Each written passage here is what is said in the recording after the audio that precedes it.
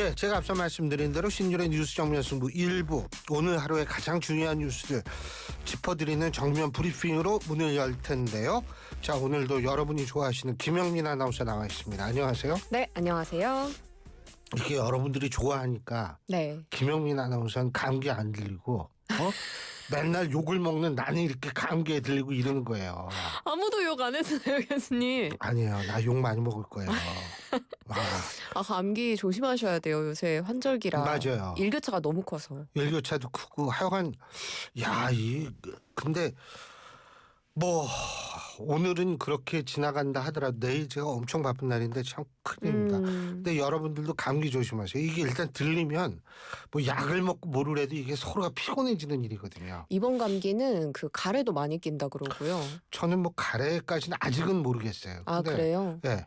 근데 하여간 감기 걸리시지 않도록 여러분도 모쪼록 조심하셔야 됩니다. 아이고, 근데 이렇게 참 날씨도 이렇고 뭐 선거, 근데 이번 선거는 되게 웃기는 게 뭔지 아세요? 뭐예요?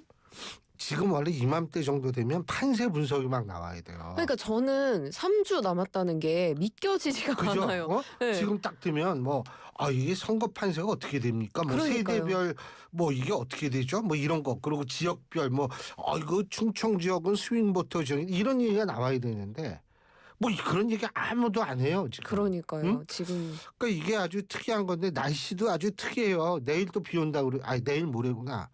내일 모레 비 오면 또 좀 어떻게 추워진다 그러는데 아유 진짜. 근데 이거 오늘 또 불까지 났어요. 이거 큰일입니다.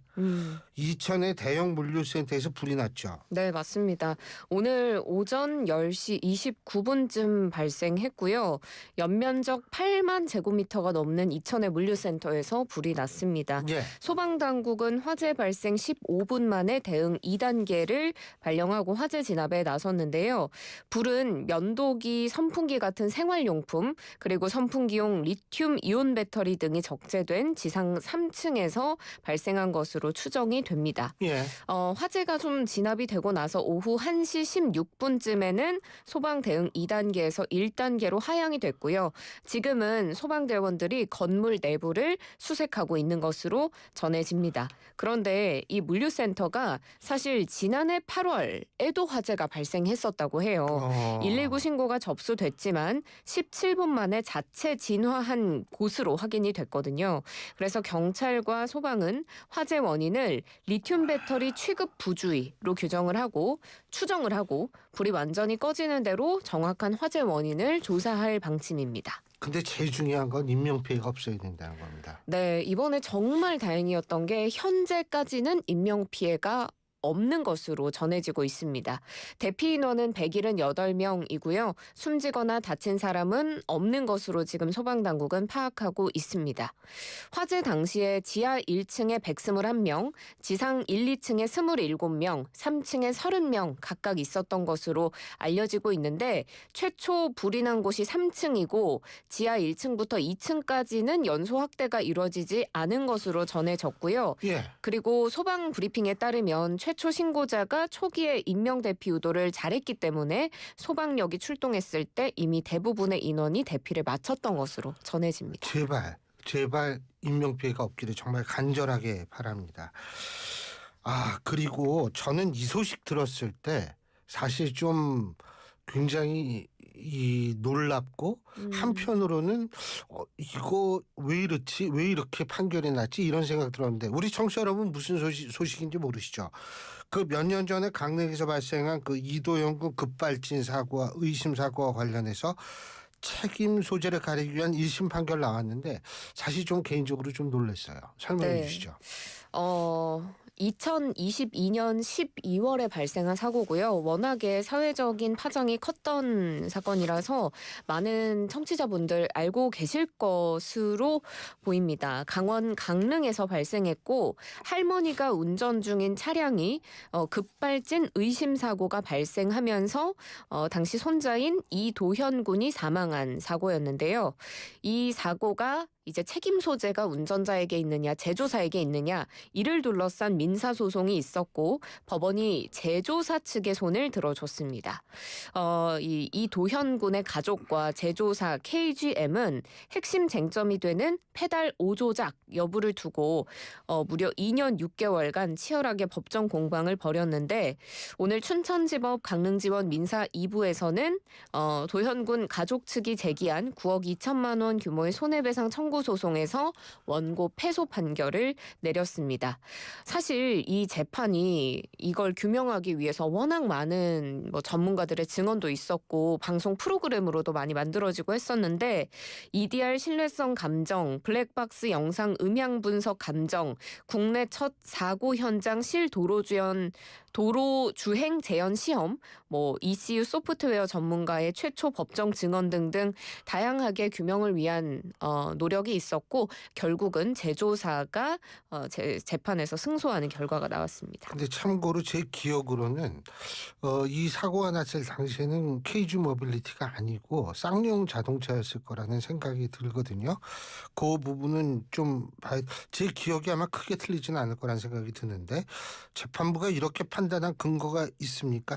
그 KG 모빌리티가 옛 쌍용 맞습니다. 자동차라고 하네요. 교수님 말씀하신 것처럼 재판부가 이렇게 판단한 근거를 보면 일단 도현군의 가족 측 주장은 전자 제어 장치인 ECU 소프트웨어가 결함이 있어서 급발진이 발생한 것이고 급가속 시 자동 긴급 제동 보조 시스템 AEB가 작동하지 않아서 이 사건 사고를 예방하지 못했다라고 제조사 측의 책임이라고 주장을 했는데 재판부에서 도현군 가족 측 주장을 모두 받아들이지 않았고요.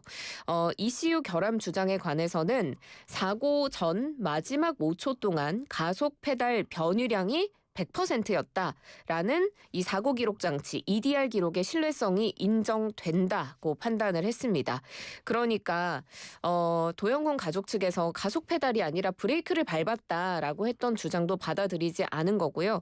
재판부는 결국에 운전자 즉 도현군의 할머니가 가속 페달을 제동 페달로 오인해서 가속 페달을 밟았을 가능성이 큰 것으로 보여서 이 사건 사고가 ECU 결함으로 인한 것이라고 인정하긴 어렵다고 판시했습니다. 예.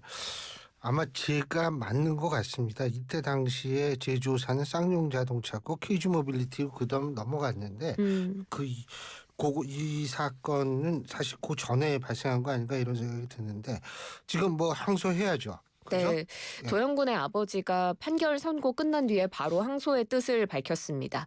판결을 받아들일 수 없고 절대 받아들이지 않겠다고 했는데요. 예.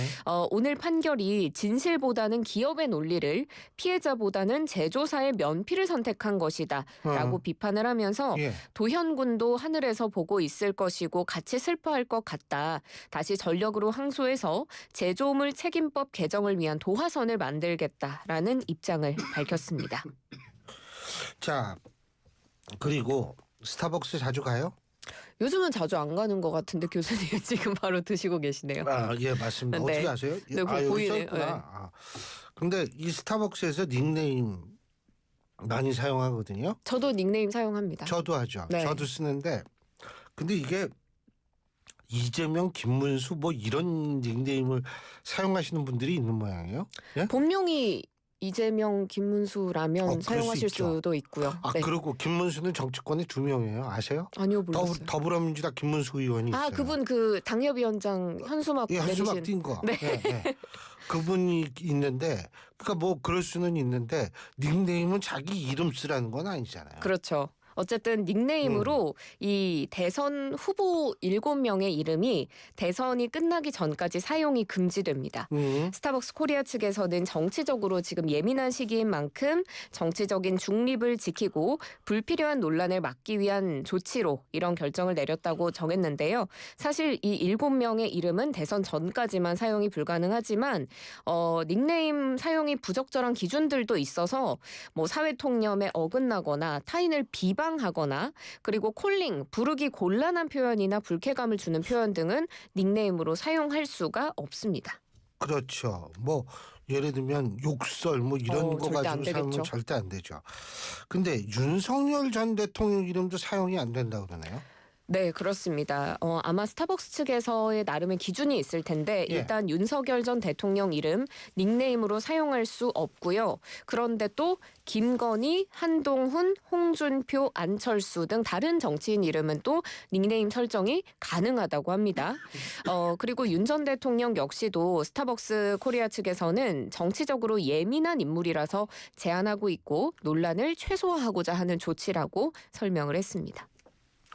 뭐 어쨌든 닉네임이니까 정치인들 이름 뭐 굳이 사용할 필요는 없겠죠. 예, 뭐 정치를 유달리 좋아하시는 분은 모르겠지만 뭐 그렇지 않으시면 꼭 뭐 그러실 필요는 없다는 생각이 드네요. 자, 오늘 여기까지 하죠. 수고하셨습니다. 맞습니다. 예, 김영민 아나운서였습니다. 고철거래